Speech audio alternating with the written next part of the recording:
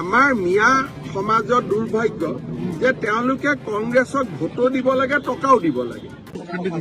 কংগ্ৰেছে প্ৰথম তেওঁলোকে এটা টকা সংগ্ৰহ কৰি আছে 3 কোটিৰ পৰা 5 কোটি টকালৈ, আৰু যাৰ অভিযোগ আপোনালোকে কেইটামান দিনৰ পিছত খোলাখুলিকৈ পাব।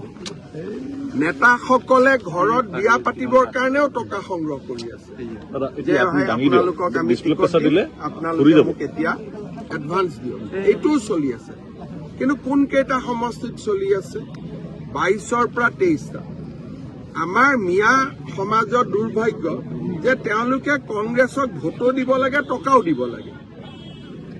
আপোনালোকে বুজি পাব, তেওঁলোকৰ দুৰ্ভাগ্য ভোটো দিব আৰু টকাও দিব, আৰু এভিকশ্যনৰ সময়ত কংগ্ৰেছ দলে সহায়ো নকৰে। আজিও তেজপুৰত এভিকশ্যন আছে, কংগ্ৰেছ দলেতো সহায় নকৰে। আজি তেজপুৰত আমি 5,000 বিঘা মাটি এভিকশ্যন কৰিম। তো কংগ্ৰেছৰ সমাজৰ মই দুৰ্ভাগ্য বুলিয়ে কওঁ যে তেওঁলোকে কংগ্ৰেছক টকাও দিব লাগিব, ভোটো দিব লাগিব, আৰু কংগ্ৰেছ তেওঁলোকৰ বিপদৰ সময়তো তেওঁলোকৰ লগত নাথাকে।